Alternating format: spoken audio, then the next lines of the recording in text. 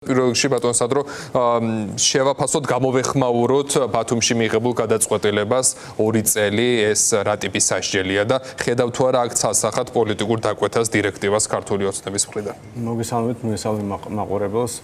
რა თქმა უნდა აქ ძალიან სასახა ყველაფერი და არც მორალური თვალსაზრისით, არც კანონის თვალსაზრისით, არც რაღაცა კაცური თუ ქართველობის მიდგომით ეს დაუშვებელია რაც მოხდა. მე მარტო შემიძლია ამ შემთხვევაში ზეამაღლობელს გამძლეობა უსრუო და იმედი უფრო ადრე გამოვედი ეს 2 წელი ამოიწურება, მაგრამ ამ შემთხვევაში არ უნდა დაგვაგვიწყდეს, რომ ზეამაღლებელი არის ერთადერთი ადამიანი, ვინც პოლიციელთან არასამართლიანად დაისაჯა პოლიციელთან ურთიერთობის გამო. ზოგადად ეს არის მანკიერის სისტემის შედეგი, იგივე გიორგი ახობაძეს რო ედავებიან, ეს ხო არის ნარკოპოლიტიკის რეპრესიულად გამოყენების ერთ-ერთი მაგალითი, მაგრამ არ უნდა დაგვაგვიწყდეს, რომ ეს სისტემა მანკიერია და მაშინ არ უნდა გაგვახსენდეს, რომ ჩვენიანს ეხებიან, ეხლა არც გიორგი ახობაძე არის, ეხლა ჩემიანი ამ კუთხით, მაგრამ ხო სასახო უსამართლობა ხდება და როცა საქმეზე მიდგება, უნდა გვესმოდეს, რომ თლიანად შესაძლებელია სისტემა. თუ ერთი კონკრეტული ადამიანისთვის ჩვენ დარწმუნებული ვართ, რომ ნარკოპოლიტიკას რეპრესიულად გამოიყენება იქ 4000 ადამიანის ციხეში, ნუ თუ ყველა სამართლიანად წის. და მახსოვს, როცა ჩვენ საუბრობდით, რომ ეს უნდა იყოს რაღაც მასშტაბური ცვლილება, ამნისტია უნდა მოხდეს.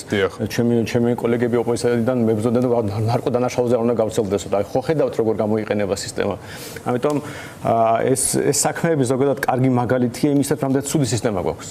შეიძლება ხან ზეამაღლობელის შემთხვევაში ძალიან კაფიოა ეს, რომ აი უბრალოდ უსამართლობა და რა ვიცი, ისე დაამცირეს პოლიცია, რომ დგებულაძე პოლიციის სახე გამოვიდა და ყველას გვესმის რაშია საქმე და მაგრამ მიუხედავად ამისა, უამრავი სხვა ადამიანი ისჯება ყოველდღიურად, იმიტომ რომ პოლიციელები ჩვენი დღევანდელი წესრიგით ადამიანზე მაღლა დგას. კი არ ემსახურება საზოგადოებას, ან პირიქით მართავს და აკონტროლებს.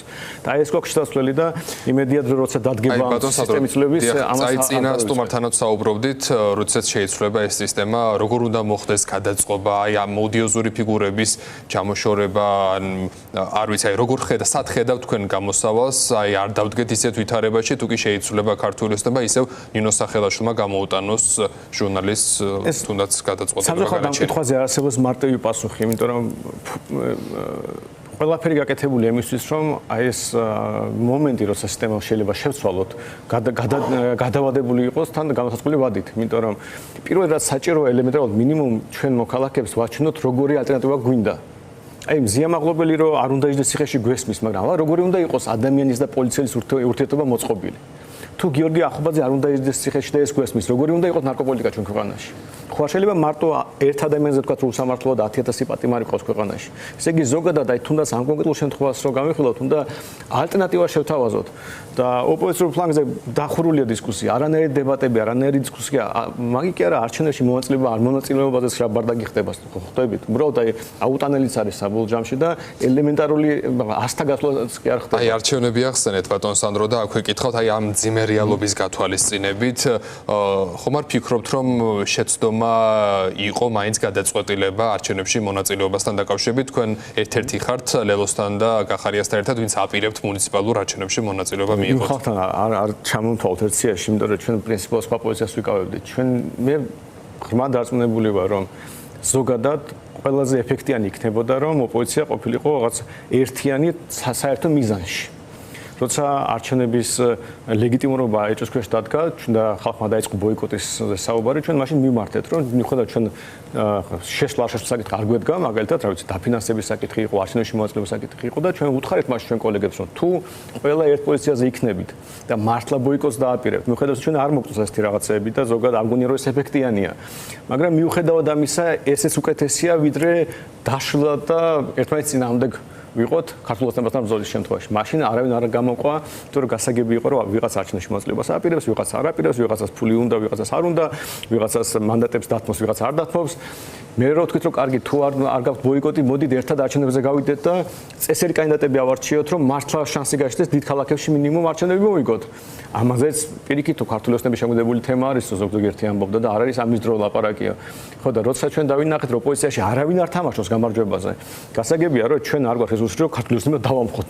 ეს კარგი სიტყვა ხა პოპულარულია, მაგრამ მაშინ თუმცა რა სარგებელს იღებთ თქვენ ამ პროცესიდან? ჩვენ ვიწრო პარტიული მიზანი გვაქვს, რომ ჩვენ გავძლიერდეთ. მეტი მხარდამჭერი ყავდეს, მეტი პოლიტიკოსი ყავდეს საკრებულოში შეიყვანოთ რამდენიმე დეპუტატი. ეს არ არის მარტო რამდენიმე დეპუტატი, ჩვენთვის ეს ჩვენი პარტიის გაძლიერება არის. როცა დანარჩენი ოპოზიცია გამარჯვებაზე არ თამაშობს, როგორ ძლიერდება პარტია არჩევნებში მეტი მონაწილეობით? ადამიანი გვიშტება, მეტი რესურსი გვიშტება, იზრდება მხარდაჭერა. ჩვენი ამორჩეველი დაინახავს, რომ ჩვენ აი ამ უაზრო სამორჩეველი თქვენთან წამოვან, გახარია სამორჩეველი, ან უბრალოდ პარტიის სამორჩეველი, ვის არ იღებს მონაწილეობას? მე ამჯერად როდესაც ლეონო გახარია მოაწყო, შეიძლება წესიათ ნორმალურად შეფასდეს, კარგად შეფასდეს და იმედია ზოგადად ამორჩეველს დაკარგავენ. ამ შემთხვევაში ყველაზე არათანმდებური პარტიები ეს ორი პარტია საერთოდ თელ პოლიტიკურ სპექტრში ჩვენ ქვეყანაში, მაგრამ ზოგადად ჩვენ გვინდა დავანახოთ, რომ ჩვენ უბრალოდ აი ამ უაზრო რაღაც ბრძოლას ეძახიან და რა ვიცი რაღაც გართობა უფრო ბრძოლას არ გავს. აი ამაში არ შევდივართ. ჩვენი პოლიტიკური მიზნები გვაქვს. ჩვენ გვინდა უკეთესი, ბედნიერი, მდიდარი საქართველო, მაგრამ ამისთვის რაღაც არის გასაკეთებელი და მინიმუმ რაც არის გასაკეთებელია, თქვენაც კითხვა დასვით. უნდა ლაპარაკი დავიწყოთ, საჯაროდ დავიწყოთ ლაპარაკი. არა კულუარულად, არა დაგახურულ კარებს მიღმა, არამედ ლაპარაკი და ამის თვალსაჩინო არ გაჩნდება ოპოზიციაში, არაფერი არ არის. აი რა კითხავს საუბრობდით არჩევნებზე, თუ გაქვთ უკვე გადაწყვეტილი, დააყენებთ თუ არა თბილისში მერობის კანდიდატს.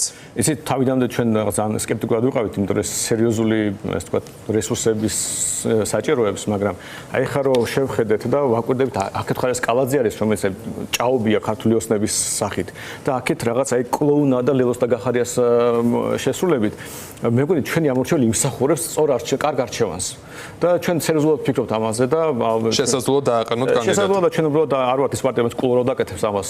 ჩვენ კანდიდატს ვის არ უნდა იყოს ჩვენი ამორჩეველი არჩევს პრაიმერისის შემთხვევაში, ამიტომ ეს საჯარო იქნება, როგორც ჩვენ ამ გაწყვეტილებას მივიღებთ და თქვენ ამას გაიგებთ ისედაც, მაგრამ უბრალოდ რამდენიმე დღე ვფიქრობთ, რომ უბრალოდ შეურაცხყოფას არის ამორჩეველის მიმართ, რომ დატოვო კალაძესთან და აი იმ კანდიდატებთან, რომელსაც გახარია და ლელო ახლა ასახელებენ. მადლობა სტუდიაში მობრძანებისთვის. პირდაპირ ეთერში უსმენდით სანდრო რაქვიაშვილს, ის პარტია გირჩის წარმოადგენს.